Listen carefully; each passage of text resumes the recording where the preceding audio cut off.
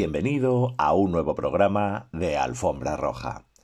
El cine es espectáculo, pero hay muchas ocasiones en las que el séptimo arte nos muestra pequeñas joyas íntimas y sencillas que no obstante demuestran su grandeza, su exquisita belleza y su tratamiento de los verdaderos sentimientos. Como siempre hacemos en el programa, desde aquí defendemos la magia y el buen hacer de los pioneros del cine, aquellos que con su esfuerzo y dedicación consiguieron crear un modo de hacer disfrutar a los espectadores, especialmente cuando su inventiva lograba hazañas nunca realizadas con anterioridad. Hoy retrocedemos en el tiempo al año 1919 para atravesar nuestra querida alfombra hablando de amor, racismo y arte. Hoy, en Alfombra Roja, Lirios rotos.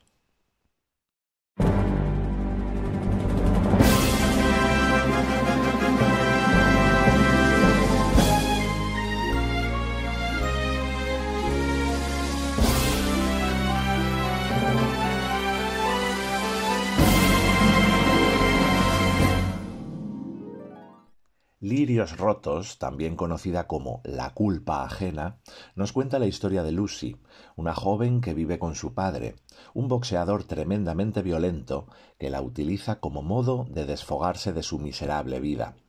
El hombre la golpea continuamente y la pobre Lucy debe aprender a vivir con esa tristeza perenne. Cierto día conoce a Chen, el dueño de una tienda china, quien queda prendado de su belleza. Animado por sus sentimientos y con la intención de salvar a la joven de las garras de su padre, Chen la aloja en su vivienda.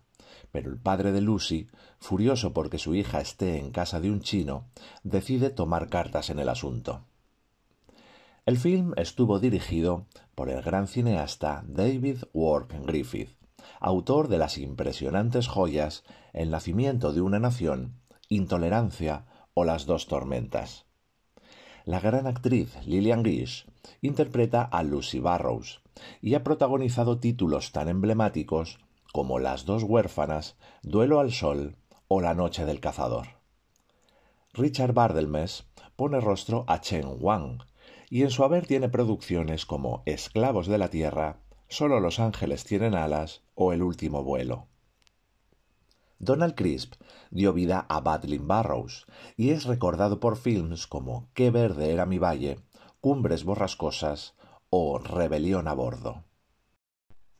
Esta película es la más intimista de Griffith, justamente lo contrario de las espectaculares El nacimiento de una nación e Intolerancia.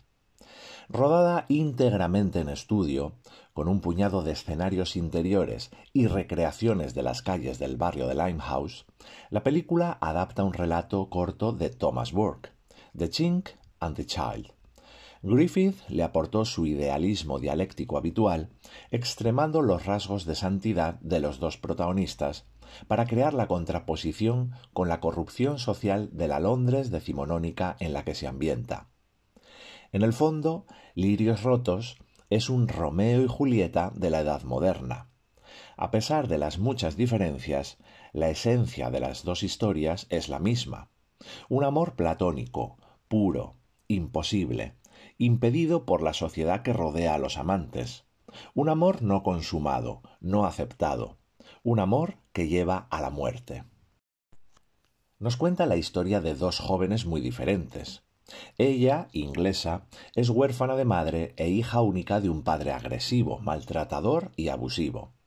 Él, chino y budista, decide viajar a Londres para traer la paz oriental a un occidente que considera bárbaro. Pero su idealismo acaba chocando con la realidad y tras unos años opta por escapar de su crueldad refugiándose en el opio. Así, con sus ideales perdidos, rota su fe en la bondad y en la paz, conoce a la chica, totalmente inocente, totalmente pura, en medio de toda esa barbarie londinense. Ella, a pesar del maltrato que ha sufrido y de los golpes que ha recibido, mantiene su bondad, y de un encuentro casual nace una relación platónica de amor. Cuando el director, productor y guionista David Griffith llevó a cabo todas esas funciones para desarrollar Lirios Rotos, la teoría de los géneros cinematográficos todavía no se había desarrollado, y estos aún tendrían muchos cambios por dar. Por tanto, aunque es lógico considerar dicho film como un melodrama, no se trata de lo que se entiende como melodrama clásico, una idea que llegaría posteriormente, en plenos años 20. La cinta de Griffith es, en cambio, un melodrama victoriano, la base más firme del género cinematográfico, pero que presenta considerables diferencias con respecto al grueso del citado modo narrativo. Del melodrama siempre se ha señalado la intensidad de sus emociones, el grosor de las temáticas, que son explicitadas a través de lo que se conoce como una estética del exceso. Todas esas características aparecen en el melodrama victoriano, que destaca por presentar un reducido espectro de personajes arquetípicos que se relacionan en base a temas principalmente amorosos, y en el que la presencia de la muerte, en forma de asesinato, es casi una constante. La diferencia clave que permite marcar un antes y un después en la evolución del melodrama consiste en la posibilidad de señalar a un antagonista concreto o no. Era 1919 cuando Griffith estrenó la obra. Por aquel entonces ya había rodado sus 2 tótems cinematográficos. Es bien conocida la historia que relaciona ambas, siendo Intolerancia la respuesta inmediata a la oleada de críticas que sufrió el realizador por su manera de retratar a la comunidad afroamericana en el nacimiento de una nación. Pero no se trataba solo de un lavado de cara, sino de un mensaje subliminal a sus detractores. Al crear una historia sobre la intolerancia, el autor trataba de mostrarse como una persona tolerante y comprometida con las causas sociales, pero a la vez acusaba a la audiencia de ser precisamente intolerante con su manera de hacer cine. La decisión muestra la cara narcisista de un creador megalómano que se consideraba a sí mismo un auténtico artista, en una época en la que ese tipo de términos no se utilizaban con frecuencia en Hollywood. De hecho, se podría asegurar que Griffith contribuyó en gran medida al desarrollo del concepto de director de cine como autor, y no como un simple artesano insertado en la maquinaria de estudio que siempre ha fomentado la meca del cine. La creación de una película como Lirios Rotos atiende a otro ataque de narcisismo por parte de Griffith, quien, más allá de que estuviera en lo cierto o no, consideraba que sus obras no eran tomadas suficientemente en serio. A pesar de tener gran fama y ser conocido por sus proyectos mastodónticos, decidió cambiar radicalmente la aproximación a su modelo de cine para la producción de su nueva cinta. En este caso no habría grandes presupuestos, decorados colosales, ni metrajes kilométricos. De hecho, la cinta apenas costó $70.000, una cifra que el propio director se aseguró de que se hiciera pública, para reforzar el mensaje que trataba de mandar. Cuando se asiste a la proyección del film, se explicita hasta qué punto el autor se esforzó por dar dicha imagen sobre su trabajo. Ya desde los títulos de crédito hay una serie de evidencias inequívocas.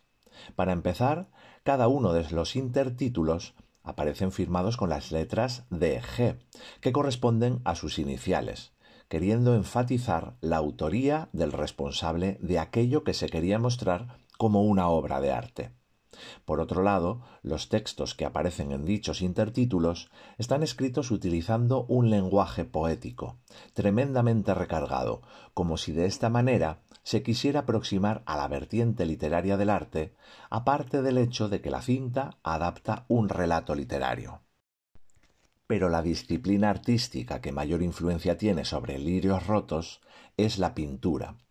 Por un lado, es normal que esto suceda, puesto que podría considerarse que el cine es el nieto metafórico de esta, con la fotografía como nexo generacional entre ambos. Pero la influencia va más allá de lo básico. Empezando por lo más evidente, Griffith utilizó el tintado de fotogramas, algo que en 1919 distaba de ser novedoso. Por otro lado, el tipo de iluminación es determinante. Gracias al trabajo de fotografía de su colaborador habitual, G. W. Beecher, el director utilizó una luz suave, que junto con el uso de una profundidad de campo estrecha, permitía la creación de fondos difuminados. Estas decisiones se explicitan en los momentos en los que filmó en primer plano a su protagonista, a quien daba vida su actriz fetiche, Lillian Gish. La actriz era iluminada desde arriba, sin sombras en la cara y con un cierto halo alrededor del pelo. Todo ello, sumado al citado fondo difuminado, daba lugar a un plano de corte artístico que se aproxima a la estética de la pintura. Pero quizás el recurso estilístico que termina de confirmar esta teoría es el uso de los tableaux vivants, que consisten en, precisamente, utilizar actores y escenarios para representar imágenes que recuerdan de manera inequívoca a los cuadros. Los tableaux son recursos muy habituales en el melodrama, y en estas cintas son una constante, puesto que son momentos en los que el tiempo parece detenerse, de tal manera que se potencia la idea del género que, a diferencia del resto de modos narrativos, lejos de focalizarse en contar una historia, en lo que se interesa es en desarrollar una emoción y forzar al público a que la viva junto a sus protagonistas. Mediante el uso de tableau, el tiempo narrativo se detiene y la audiencia posa su mirada sobre la situación para pararse a vivir la emoción del relato. Los melodramas son narrativas sobre la moral y, por tanto, en sus historias siempre aparece un aspecto de la sociedad y sus normas de conducta que sirve de base sobre la que construir el conflicto. En este caso, existe una ley no escrita que prohíbe las relaciones interraciales. Aunque, en ese caso, como ya se ha mencionado, existe una figura concreta que ejerce de antagonista, ésta funciona como la personificación de la moral social. Cuando el padre de la chica impide el contacto entre los amantes, actúa en nombre de la comunidad, que es la que se opone a que esto suceda.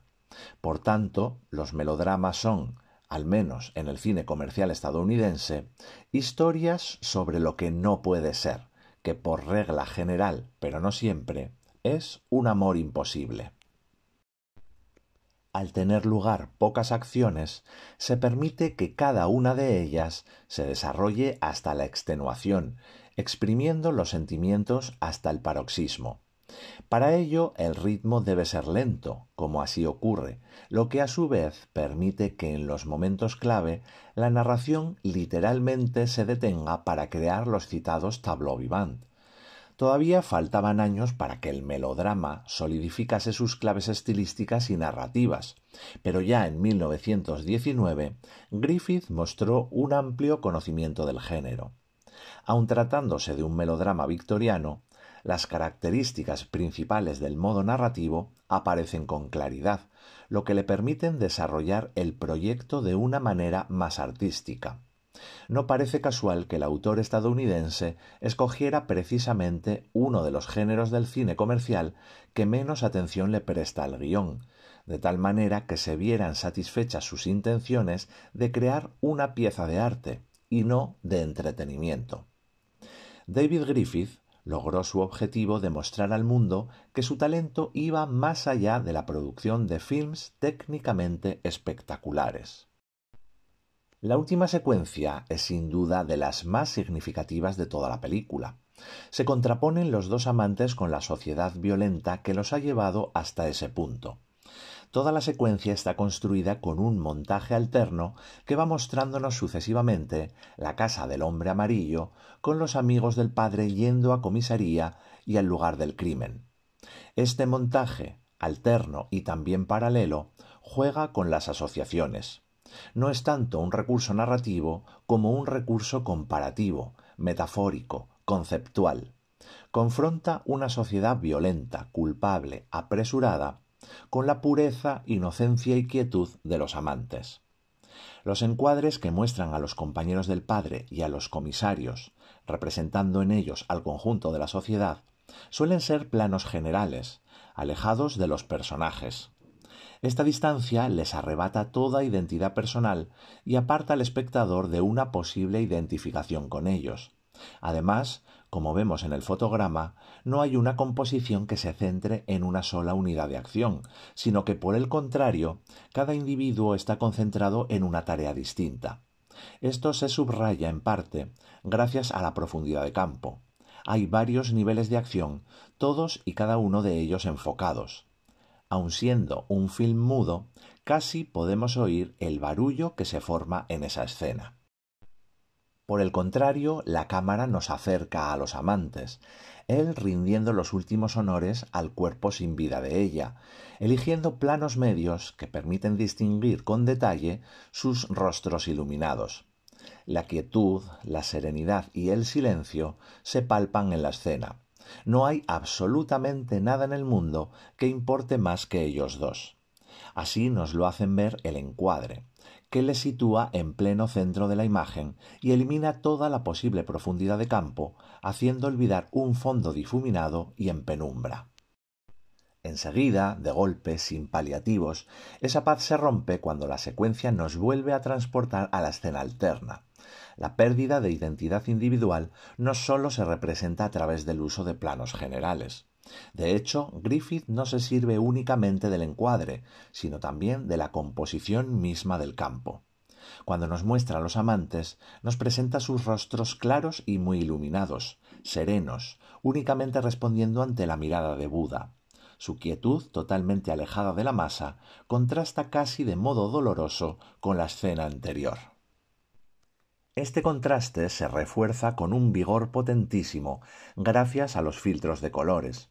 El amarillo domina las escenas de la comisaría y de la casa del padre, insistiendo en el carácter enfermo de la sociedad, mientras que el púrpura es protagonista en las de los amantes, recordándonos lo inocente, platónico e ideal de la relación. A la vez, al mostrarnos en planos detalle objetos de la tradición china, Griffith contrapone nada más y nada menos que dos civilizaciones enteras, la paz de Oriente con la barbarie occidental, una sociedad que se dice muy avanzada, pero que sin embargo está infectada de violencia. El montaje nos muestra esas dos escenas en una constante comparación, en un constante paralelismo, en una constante antítesis.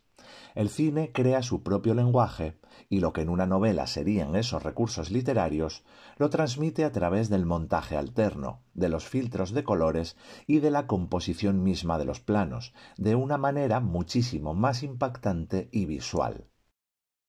Lirios rotos obtuvo un gran éxito de público, exceptuando el Reino Unido, que se quejaba por cómo quedaban retratados en la película.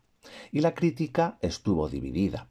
Unos decían que era un gran film muy bello, mientras que otros dijeron que se pasaba de dramático. En muchas ocasiones se ha señalado la anecdótica interpretación del actor de origen caucásico Richard Barthelmess, el cual representa a un hombre de raza asiática para la película. Esto no es por una cuestión racista, sino de simple marketing. No había por entonces ningún actor asiático que fuera realmente un centro de atención para las masas, así que simplemente Griffith decidió cambiar la raza del personaje achinando los ojos del actor.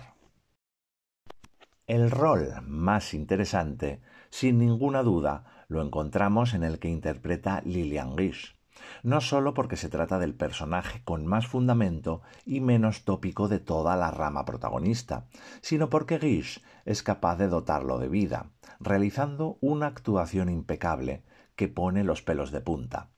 Solo tenemos que fijarnos en la espectacular secuencia en que Griffith nos muestra cómo la muchacha se encierra en un armario ante las acometidas de su padre, horrorizada tratando de evitarlo. Esta secuencia se filmó durante todo un día, a pesar de su corta duración. Lillian Gish comenzó a gritar, y los transeúntes que pasaban por los estudios pronto comenzaron a preguntar qué le ocurría a la chica que oían chillar. Cuando el rodaje de la secuencia terminó, Lillian se desmayó, mostrando cuán en serio se tomaba su trabajo y la concentración y tensión que experimentaba cuando la cámara la enfocaba. Para la posteridad ha quedado el gesto que Lillian hace forzándose a sonreír ante la tragedia. Ese gesto se asocia irremediablemente con la gran Gish, una de las grandes estrellas del celuloide y, por méritos propios, la primera gran dama del cine. Precisamente, para conocer más de su vida y su obra, puedes adquirir mi libro Lillian Gish, la primera dama del cine, la única biografía escrita en español sobre esta pionera del séptimo arte. En la descripción del vídeo dejo mi dirección de correo electrónico para que puedas ponerte en contacto conmigo y explicarte cómo comprarlo, pues no está disponible en tiendas. Lirios Rotos sirvió a la United Artists, empresa fundada por Griffith junto a Mary Pickford, Douglas Fairbanks y Charles Chaplin, y que se encargó de la distribución del film, como declaración de intenciones de su cine intelectualmente progresista. Y hasta aquí el programa de hoy. Espero que lo hayas disfrutado y, como siempre, dale me gusta, coméntalo, suscríbete al canal y pásalo a todos tus contactos. Nos vemos la próxima semana aquí, en Alfombra Roja.